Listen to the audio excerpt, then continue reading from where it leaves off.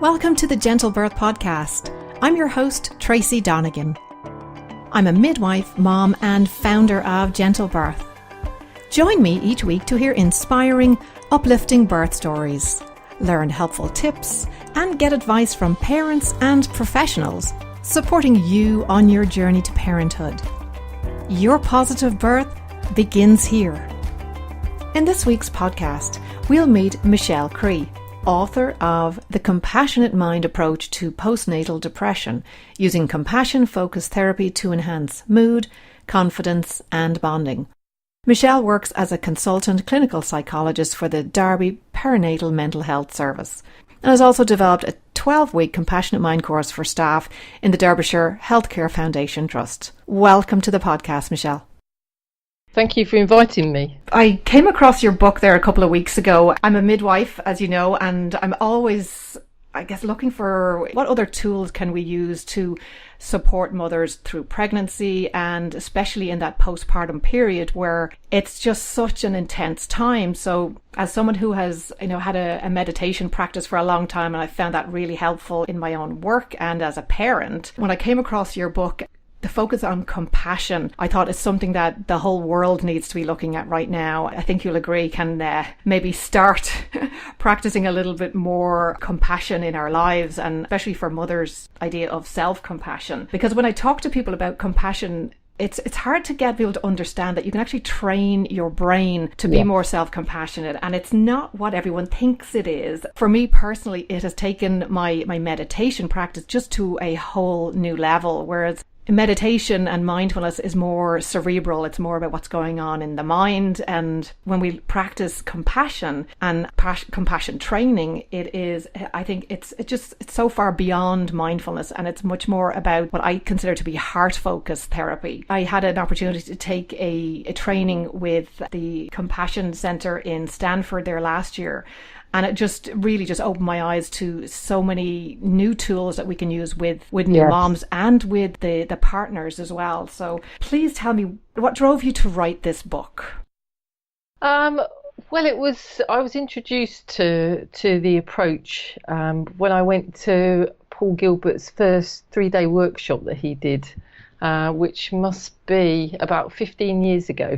I work in the same location as Paul, so I've known him for a long time. So I've been following with interest his work on compassion and his work with severe depression. And my interest is in evolution, biology, attachment and psychology. So when I heard him, it brought everything together. It was a real epiphany. I remember just sitting there on the edge of my seat for 3 days, which is very rare at things like that. And I've been working in the field of perinatal since 2001. And as I listened to him, I just thought it fitted so perfectly, this area, because it was all about developing the soothing system, which is connected to the oxytocin system. And I sat there thinking, my goodness me, if we can bring this to new mothers, can we also work with their relationship with their baby at the same time, even without their babies being present, because we're stimulating this system? So it just led me to think more and more about how we can bring his work together into the perinatal work. And the book really came because the more I started to understand about the brain and evolution and so on, the more I would hear women expressing their real self-criticism of themselves at this time, which feels so precious and so important, but they will be highly critical of things that I knew were not their fault at all. And I really wanted to share that with them. I wanted to download this knowledge into the minds of all new mums, really, that it's such a complex process, and the things that you believe are to do with you and are your fault are not your fault at all. So that was what drove me to write this book. And that's why it's such a big book as well. I had the same reaction when I was reading your book, of sitting at the edge of my seat saying, yes, this is, somebody else gets it, and someone else is focused on neuroplasticity of the brain, and how can we look at the legacy brain, which 100,000 years ago was a fantastic tool for survival, but nowadays we don't have to worry about the bear chasing us. We need to be more worried about what our inner self-talk is telling us. Absolutely, absolutely. And that, that's the real tragedy, is just seeing women at this vulnerable and crucial time feeling like they're doing it wrong. That's it, exactly. And I think that idea of our constant striving for perfection and to be the perfect mother, it's just something that we really need to kind of deconstruct, for especially as for all the mothers that are, you know, listening in today and are either struggling themselves or are about to give birth. Just to, you know, we need more tools for moms to understand how they can, you know, use their brain in ways that will support them in motherhood. So why do you think self-compassion is so important when it comes to being a new mother? Well, I think the big thing around this is that we're wired up. We've evolved over billions of years, if you think about in terms of evolution, to reproduce. So this really is the critical time. I can't think of a more important time in our lives than this moment. This is what we're for, what we're cranked up for. So we need to help women to function at their very best at this time. We need to really look after them. And it feels like we've lost that, really. So there's two aspects. One is the people around us and the environment around us and our attitude to women. But also to help women to, if you can't control what's around you, to at least start with yourself. That for you to be the mother that I'm imagining you're hoping to be, which I don't know what that might be for each person, but I don't know, calm, patient, encouraging, nurturing. We need to be in a particular state of mind and body. We need to be in a particular pattern, if you like, where we can best be that. And if we're criticising ourselves, we're actually stimulating a different system. We're stimulating the threat system. And that means we're much more likely to respond to our babies and to the birth experience from a place of fear, anxiety, anger, and so on. So self-compassion is like... I remember on a flight listening to about the oxygen masks. Yes. And it really struck me when they said, if there's drop in pressure, the oxygen mask will fall, and you need to put this on yourself before you put it on your children. And that's what's really crucial with this, is that we need to bring this to ourselves first, so that we can shift the pattern within our body to one where we feel calm and soothed and safe. And then we can be with our babies in the way that we'd hope to be. So it's really not about being selfish or self-centered or taking your mind away from the baby. It's absolutely crucial that we bring this to us first. Yeah. And then that enables us to be with our baby in a very different way. That was a big aha moment for me personally when I was reading your book about our inner voice and that inner critic. Over the years, and it's still always a work in progress, I've become more attuned to that negative voice, or I call it my evil twin, kind of in the background. And I've kind of gently tried to replace that voice with what I would assume to be a more compassionate sounding voice even. So I wrote an article a couple of years ago about how Morgan Freeman made me a better mom, based on that very reassuring, quiet, calm, friendly voice. One aspect of the book where you talk about that, how that inner voice can like trigger that threat and that protection system just the same way, where if you were walking down the street and somebody stood in front of you and insulted you or attacked you. Yeah. For me, I was like, I didn't, as much as I've been, studying neuroscience and as part of my midwifery for the last few years, this was something that actually clicked for me. I thought, if you were walking down the street and somebody approached you and shouted at you or told you you look whatever or just insulted you, that when we say those things to ourselves, it's having that exact same impact on our emotional system and so far from that soothing system. Yes, it's quite shocking to realise that, isn't it? It really is. Yeah, I'm taking more care now, even more so with with my inner voice. So I love your approach as looking at evolution, because what I always say is the brain evolved for survival, not for joy and not for, happiness. So the brain's job is to help us survive, but how can we do that in a way that makes sense in today's world? How would motherhood have looked a couple of 100,000 years ago if we were living on the African plains? How would that be different to what women are experiencing today? Well, I guess we can assume that it would be a pretty risky place.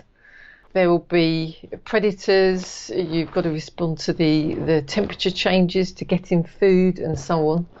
Giving birth, I imagine, would be a pretty risky endeavour too. And the chances are we'd be living in very small groups of about 100 people. So we tend to assume that we relate in this world of millions of people, but actually we relate nowadays in the same way that we would have done to the people around us who would have been related to us in many respects. So being a mother, being pregnant at that time would be very, very risky, and you would be very attractive to predators too.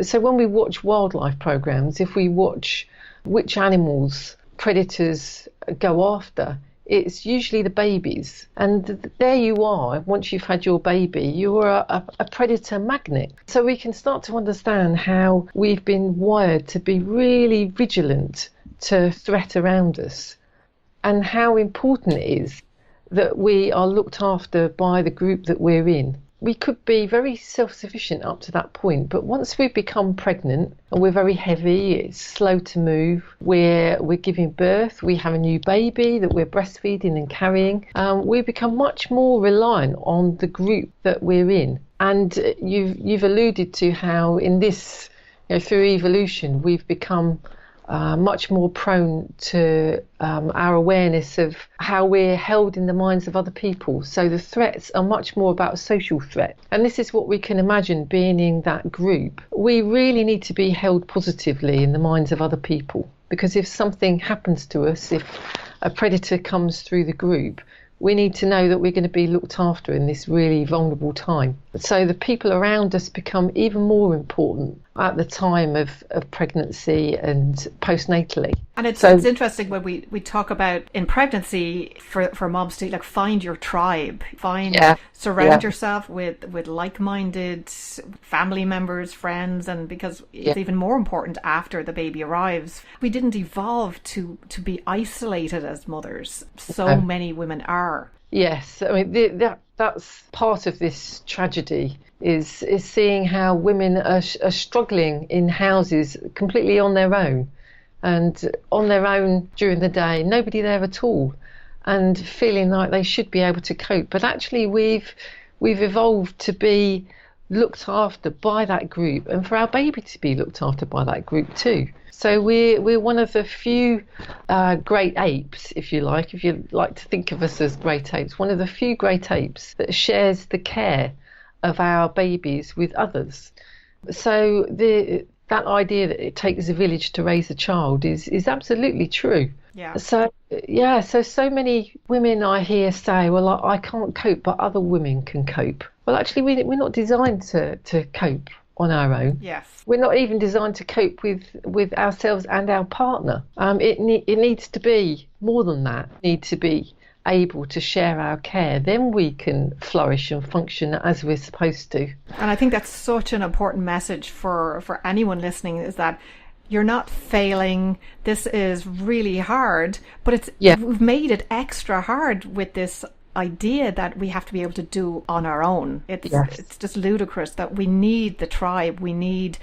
That's what we evolved to have for survival, and we've just cut moms off, and moms are cutting themselves off because they think that's how it should be. Yes, and that is so recent, and also culturally that's unusual too. So we're really not wired for that at all. This is just a moment in time that we've arrived at this very odd place where we're trying to do this entirely on our own. Yeah, and it's not that when we look at other cultures where, like, I lived in Singapore for a while, and a lot of the new mothers there had that lying in month where the mother-in-law moved in or the mother moved in, and all you were to do is feed your baby. You were looked after, you were mothered, especially those first couple of weeks. And that's so what's needed. And mothers feel it. They crave it. They really want that, but it's not available. And there is the message that you should be up and about and back to how you were before as quickly as possible. So, Michelle, would you tell us a little bit about your theory of depression and that it's an evolved protective mechanism? Yes. So this isn't my theory of depression. I can't take credit for that. So Paul Gilbert, who developed compassion-focused therapy, also this is where he started off thinking about depression and thinking about it in evolutionary terms.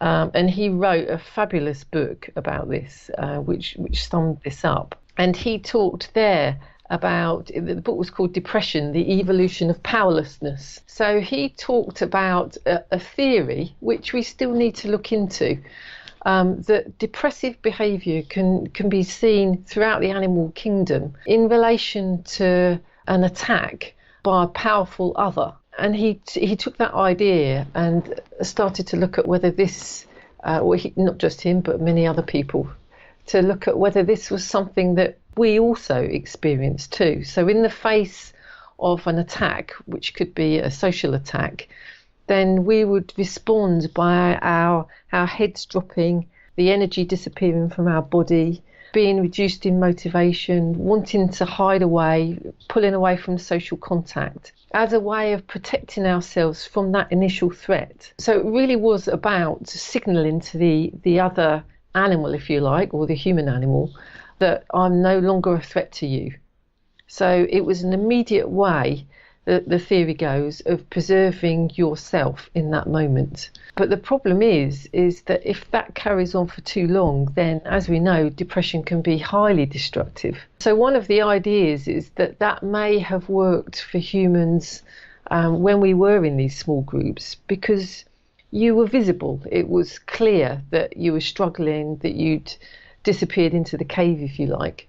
But you had people around you who would notice you, who could come and reassure you and reconnect you back again quite easily. But when you're depressed and you believe that nobody else wants to be around you, how do you make those steps to reach out when you're on your own in a home?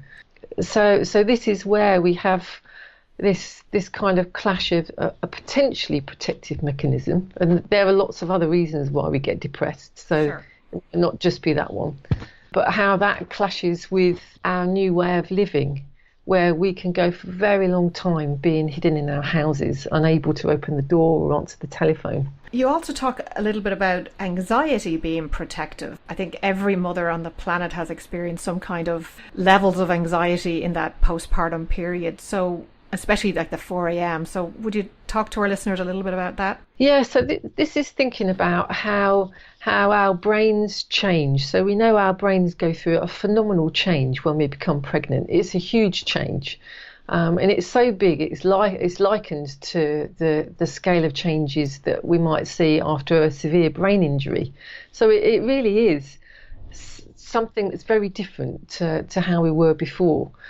So we might notice that our anxiety, our ability to experience anxiety gets really ramped up. And we can see this from the point of view that actually this makes evolutionary sense, that we're now much more vulnerable. We now have a baby who is vulnerable, so we need to be much more vigilant to any potential threats. And that includes threats from other people. So we also know that our ability to tune in to people's facial expressions also gets tuned up. So we really are on the lookout for, are you friend or foe? Are you going to harm me and my baby or not? Or are you safe? So our kind of level for detecting or feeling anxiety drops significantly. So it's much easier for us to feel anxious once we have a baby. And one of the things that we noticed over the years is women will talk about this terror in the middle of the night, 3 a.m., 4 a.m., of feeling really vulnerable. And this vulnerability, this anxiety just lifting when the sun came up.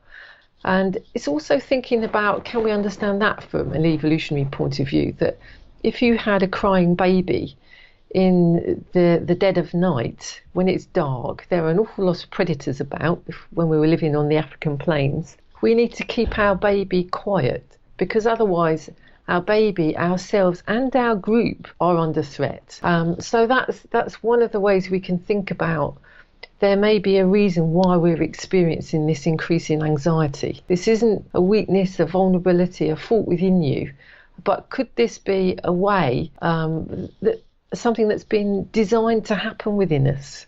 And that's really the kind of the message from the book, is that we might feel it's our own fault, but we just do not know the many, many mechanisms that get switched on once we become pregnant and have our baby. Yeah, I think it's a great way of looking at anxiety, and I think perinatal mood disorders as well, to look, is there something behind this that's, that is a brain mechanism that is designed to protect you and your baby. And I think that bit of understanding, I think will be really helpful for so many parents listening in. And one thing I joke to the parents I work with, that, when you have a baby, they take the baby out and they put the guilt in. Are there tell me please, are there any evolutionary benefits to feeling guilt or feeling shame? That's an interesting question, because it's always hard to know whether there's a benefit, or whether it's an unintended consequence of something else that was beneficial. So I'm always hesitant to say that this might be beneficial. We don't know whether it is or not. But when we think about shame and guilt, they're often used interchangeably, because they can often come together. But shame and guilt are quite different. They come from very different systems. So shame comes from the threat system, and in evolutionary terms, because it's such a crippling thing to feel. If anybody's experienced shame, it's one of the most awful experiences to have. And one of the ideas behind it is that it's so horrible to feel this, that it's a way of making sure that we don't ever make a mistake that can put ourselves or the group at risk. So it's back to our time on the African plain, if you like, where making a catastrophic mistake, being cast out of the group, would mean our death. We wouldn't survive it. So we have to behave in ways where we keep within the group. So shame is thought perhaps to be a way of kind of making sure that we keep ourselves in line. But the difficulty with shame is it's an entire body experience. We feel like our whole selves are contaminated when we're in shame. So people would describe themselves as, I am bad. Not that the thing that I did was bad, but that I am bad, I am awful, I am unlovable. So it's our whole selves. It really is an awful experience. And when we experience shame, if we imagine what happens within our body, that we want to kind of curl up, disappear through the floor, hide away, conceal ourselves, because we feel like if people knew what we'd done, thought, or was happening within us, that we would get cast out. They wouldn't want to be with us. So it really is, it comes from a fear of absolute disconnection and the terror of what that would have meant. And I think especially for women who are experiencing quite normal feelings towards their baby, that, like we don't, and I think it's so important for women to understand that not everybody has that glorious moment of connection at the birth of their baby. And that sometimes there's going to be days where they don't even like their baby. And the feelings that go along with that are just, you just want the ground to open and swallow you up. Yes, because there is that fear that I am the only one that's experiencing this. That must mean that I'm bad in some way. And I can't tell people about that, because otherwise they won't want to be with me. And that's even more terrifying when you've had a baby, because as we were saying, we're wired to need the help of others even more at this time. So we're even more vulnerable to the experiences of shame. So being able to de-shame this by saying, giving the message from you in a book, however we do this, that's normal actually. 40 to 50% of women don't experience a rush of love when they have their baby. So you are normal. It's normal to, as you say, to feel furious or not love your baby or feel numb towards your baby for a long time, for a moment in your day, for that day. These are all really normal things. To have experiences and things that flash into our mind that you think, oh my goodness, what if I dropped my baby? What if I chucked my baby? These are the things that we talk about in the groups that we run. Those experiences that I could just throw you against the wall. Not that you want to, but that in that moment you're so mad, you're so frustrated, you're so desperate that you have this flush into your mind. That these are common experiences. Doesn't mean that that's what we want to do, but it's there. It's a symptom of how desperate this is at the moment. And I think the more isolated then the mother is, then the less opportunity she has to even broach this discussion of, God, I thought something really awful today. And when you talk to other women, they're like, I've had those thoughts too. Yeah. And it normalizes it, and that shame then just has no energy. That's right. That's right. That shame's just taken away. It's got no power in that moment because you're connected back up. You're connected to the group. And when we're connected to the group, we feel safe, and that soothes us and settles us. So it's just an awful, awful thing, experiencing shame, because it traps us in it. It's very hard to get out of it. But that's quite different to guilt, which, like you, my expression is slightly different to yours, whereas I always say that guilt is delivered with the baby. But it's the same thing. It's part and parcel. But guilt comes from the caregiving system. So this is the system which is quite different to the threat system, where we really are wired to look after, to want to look after, to care and so on. So this system gets ramped up when we're pregnant and when we have a baby. But the flip side of that is if we feel we haven't cared for someone or for our baby, that we think, oh, crikey, I got cross with you then, and I really wished I hadn't. The feeling then is much more about what I've done to you. It's my behaviour that I've done to you. And the urge, the motivation there is to say sorry, to make amends. It's to reach out. So it's very different from shame, where you want to hide away and not let anybody know. With guilt, it's that I did something that I really regret, and I'm really sorry about that, and I'm going to do everything I can to make sure I don't do this again. So it is a kind of an acceptance that it's because you care so desperately about your baby that you really want to do the best you can. So it's kind of being with your guilt, being with your shame too, but understanding that the reason you have guilt is because it's bringing your attention to things that you think, no, that wasn't the person I wanted to be, that wasn't how I wanted to be, and allows you to shift and change that, but not with this catastrophic experience that shame has of, I can't tell anyone about this. So shame kind of keeps us in a state of disconnect, I guess, whereas guilt kind of leads us to motivate us to reconnect. Yeah. So it's almost like it's not pleasant. It's horrible to experience guilt, but feeling that, well, it's okay. It makes absolute sense. And if we can go with it and reach forward and move towards repairing this, I'm going to need to make this better, change this.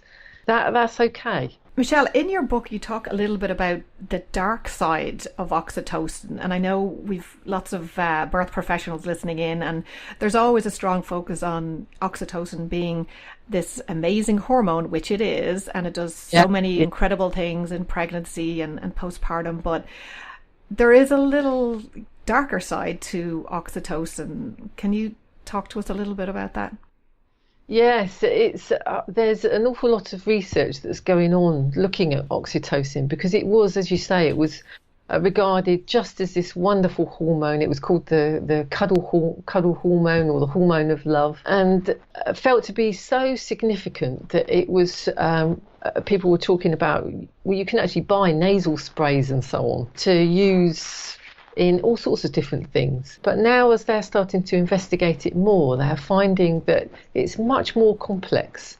So although it can create this sense of love and connection and warmth, they're finding that it only creates that towards your in-group, so to the people that you feel you relate to. But to your out-group, it actually makes you more hostile and less trustworthy. So this was a kind of, oh crikey, this is not how we imagined this would be, that actually you'd feel this expansive love towards everybody, including your enemies. You actually don't. It creates more of a separation. So and how does that work then? If you mightn't consciously have this feeling, but if your baby is part of the out group. Yes. So this is something that I've wondered about over the time that I've worked with people, is that sometimes the baby can be experienced almost as your threat, as your enemy. There can be a whole lot of reasons for that. So things like severe hyperemesis, going through a birth where you really did feel like you were going to lose your life, where the baby does take everything from you. So during pregnancy, it will take your very bone marrow to survive. So there can be experiences where it doesn't feel like this baby, you and this baby are in it together, but it actually feels like this baby is taking something very significant from you, your very life force. So I was intrigued by that understanding of how oxytocin in those circumstances may make you feel even more separate to your baby. So it's again, like all of these things, it's not taking this as something that's shameful, but going, can we be curious about what this might be doing? So other pieces of research about oxytocin have looked at the experience of having an oxytocin nasal spray for people who are low self-critics compared to people who are high self-critics. So this is very fascinating in my work, because I work with women who are often very highly self-critical, and they found that for the low self-critics, if they were given the oxytocin nasal spray, they didn't know whether they had a placebo or not, that they would describe a feeling of warmth, of love, of connectedness, the experience that you would imagine you would have with oxytocin. But if you were rated as highly self-critical, then your experience of the oxytocin nasal spray was of making you feel anxious, angry, frustrated, sad. And for me, that's absolutely mind-blowing, because it makes me wonder, and I would like to study this. I don't know if it's being studied. Women our production of oxytocin will go up to the end of pregnancy.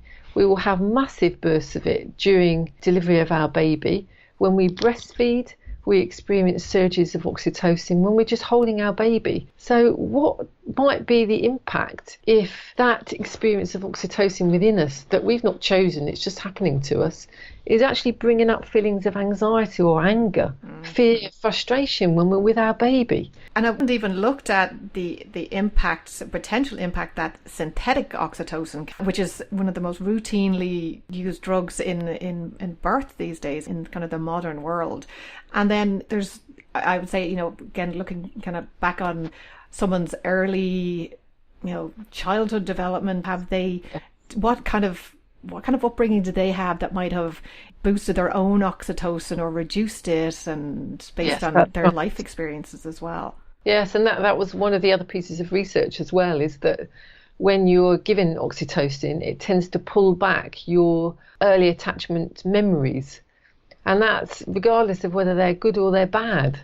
So there's also that's going on in the mix, is rather than feeling this kind of warmth and closeness, are you now having these memories? And some of them are body memories, so they're not memories that we're consciously aware of. We're just suddenly experiencing something that might feel odd and scary within our body, which we would then naturally assume is to do with our relationship with our baby, when it's nothing to do with our baby at all, our relationship with our baby. It really is that we're now re-experiencing an emotional memory or a body memory that's been triggered off from the past. It's fascinating, isn't it? And there's we could spend a whole day just talking about oxytocin. We really could.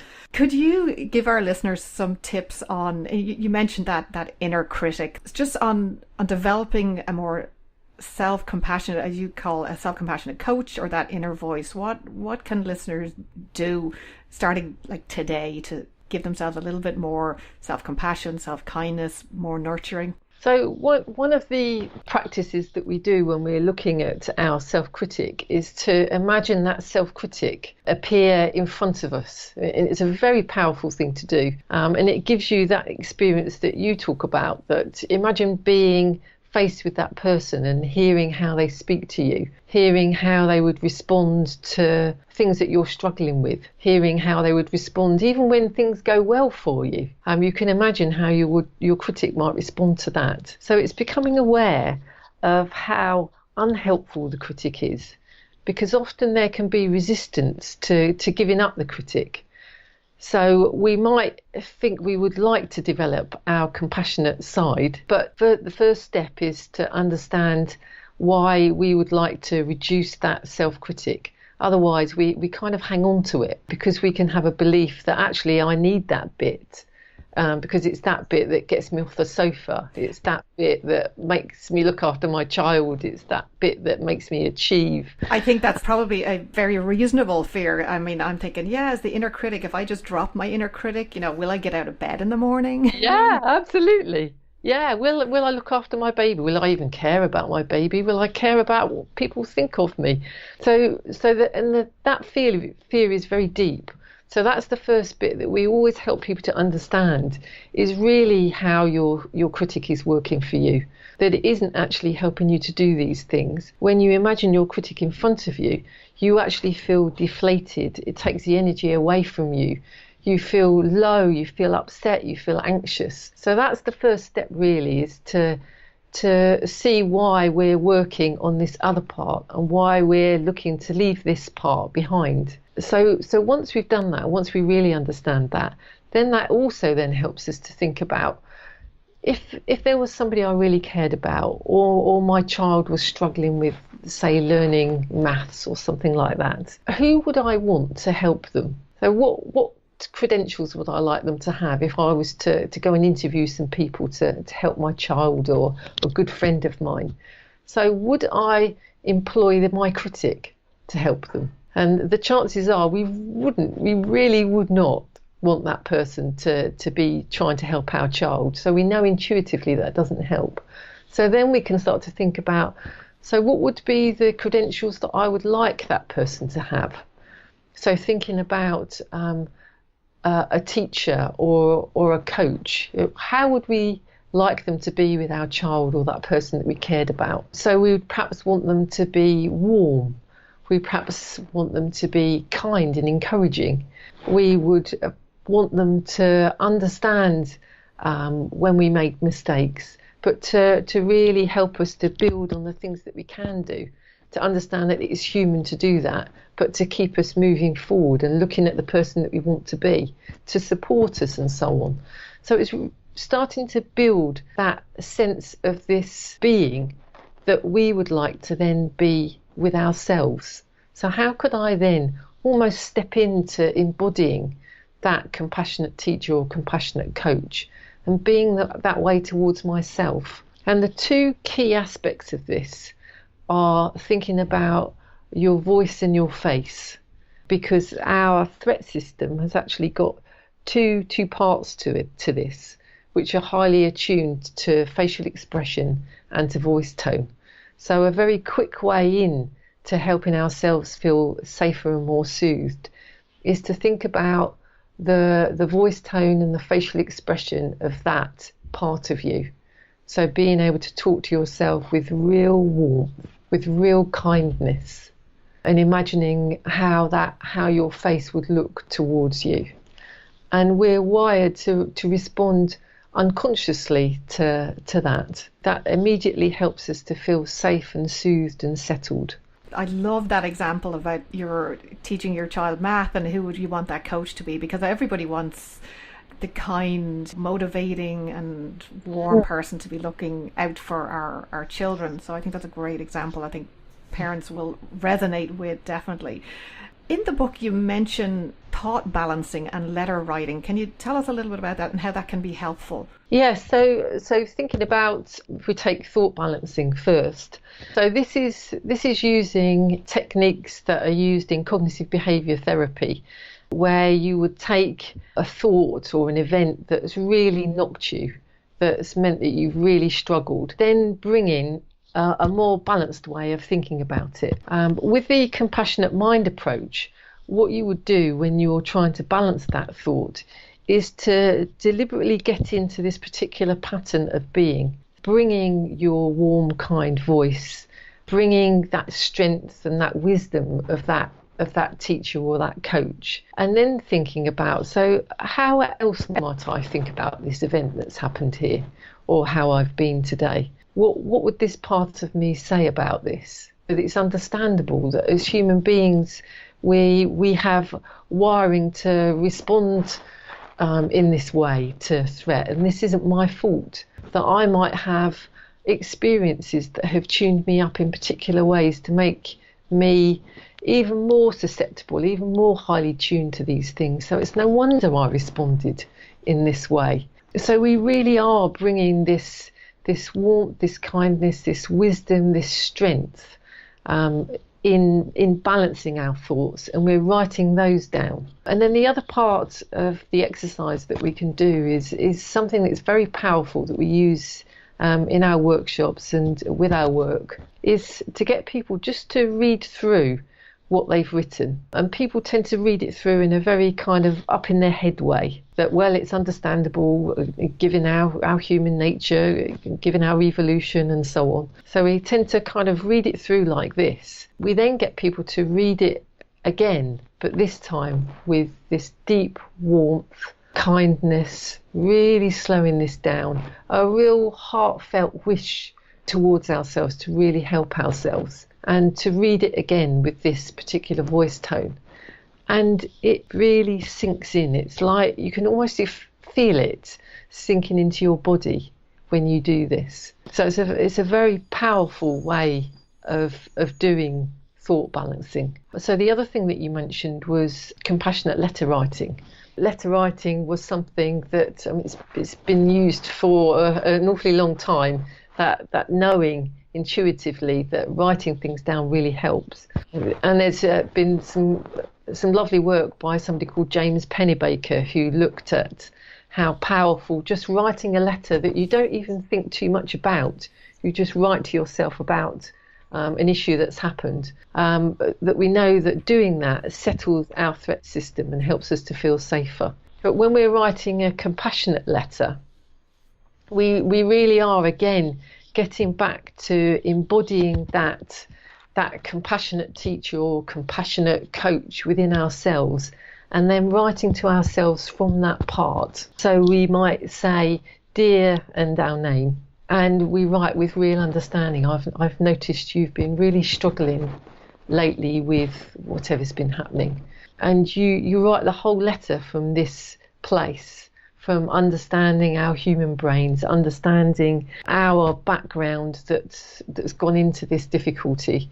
But again, the really crucial thing is the voice tone and the facial expression that you imagine is writing this letter. And then what you do at the end of this letter is then read it back to yourself. And again, you can do this experiment of reading it back just in a normal voice and then comparing it to this warmth and deep care that you have for yourself, and just noticing the difference, because it really does feel like it's somebody else telling you these things. I imagine there may be tears doing this exercise. There are. In a good way. Absolutely. It's an incredibly powerful and moving exercise. And definitely not a letter you want your critic writing. No, and that's an interesting thing actually, because we're so wired to hear the voice tone that we can actually pick up where our critic might have crept in. And often, if we've got a strong self-critic, the critic does creep in and the letter gets a bit kind of finger waggy. You know, you should do this, and you know this, and you've learnt this.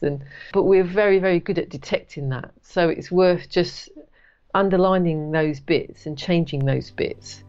And we know if we found our compassionate self, because we'll feel it in our body, that it allows you to feel this, this safeness, this connection, this feeling understood. Michelle, do you have a couple of minutes to do just a short self-compassion guided exercise for our listeners? Yes, yeah, absolutely. That would be wonderful. Yeah.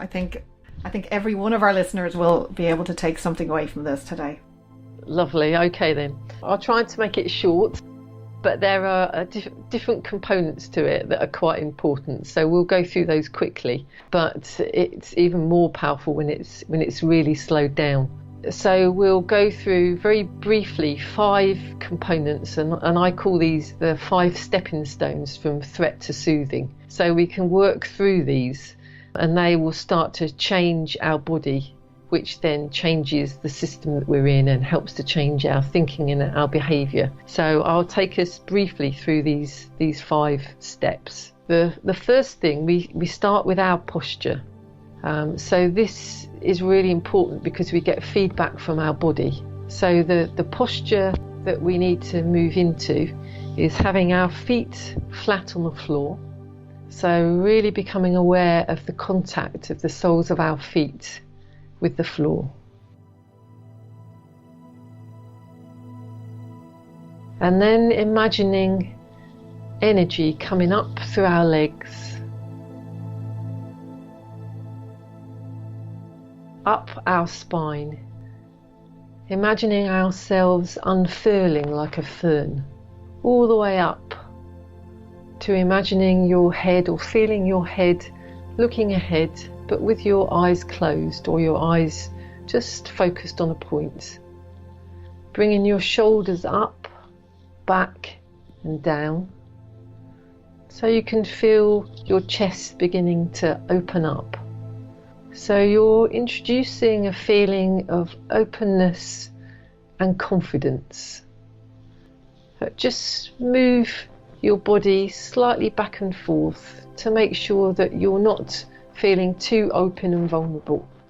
If you do, then just move your body slightly back again until you feel yourself move into that place where you can feel the safeness come back again. So this will be an individual experience for each of us. So now just letting your body just begin to settle.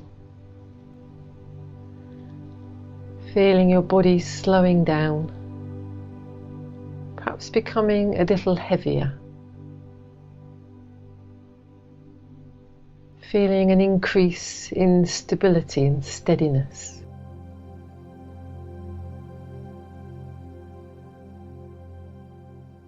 Now bringing your attention to your breath. Beginning to slow down your in-breath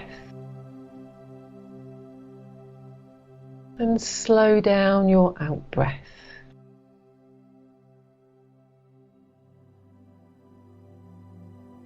So on your next out-breath in your mind, you might want to think breath slowing down. And on your next out breath, body slowing down.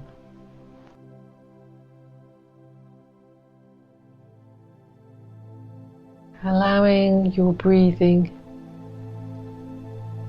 to slow, become smooth and gentle. Just like a breeze, just gently blowing through the leaves of a tree. Gentle and slow and smooth.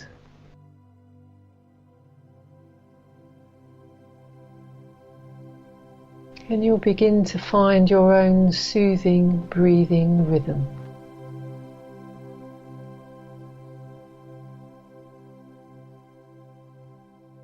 As you settle into this,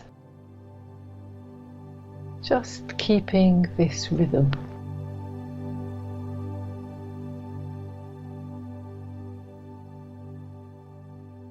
And then becoming aware of your mind and your ability just to observe your breathing.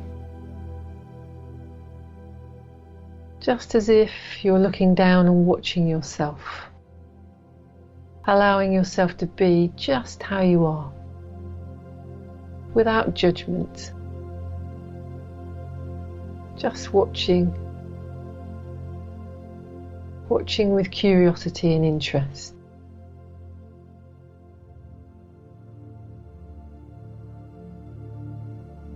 Then bring your warm, kind facial expression.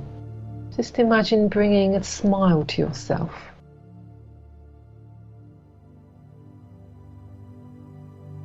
Noticing how that feels in your body.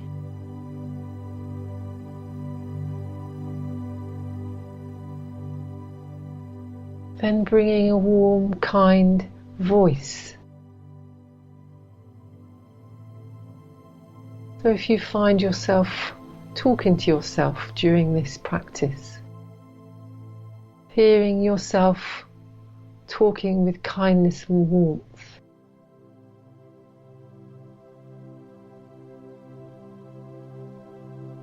now imagine looking in the distance and seeing you coming round the corner. And just imagine greeting yourself with your warm, kind face and voice, saying hello. That real sense of I'm pleased to see you.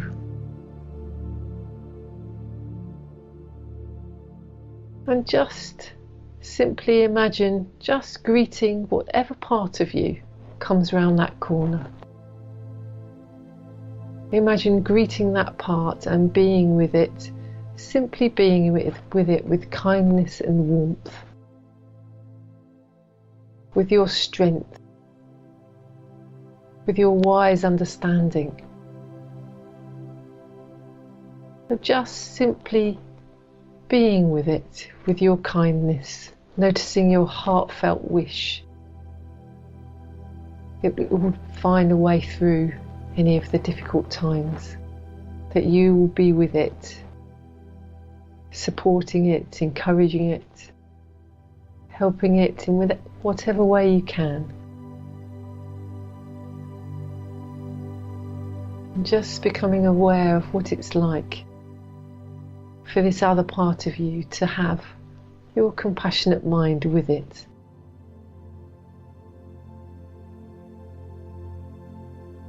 Now just imagine moving back into your compassionate self, feeling that strength in your body, feeling yourself opening up, your steadiness, your joy in being able to be like this. And when you're ready, just begin to bring your mind back into the room. Just becoming aware of the sounds, just allowing them in without judgment. Noticing your feet on the floor, your hands in your lap. And when you're ready in your own time, just gently open your eyes. And if you need to, just move, gently shake out, perhaps stand up, or just enjoy being in this place. So thank you. Thank you so much, Michelle. That was wonderful. I got to take part myself. Such a pleasure to talk to you today and learn more about your work in the UK. And I just want to remind everybody that they can pick up Michelle's book online. It's called The Compassionate Mind Approach to Postnatal Depression, using compassion-focused therapy to enhance mood, confidence and bonding.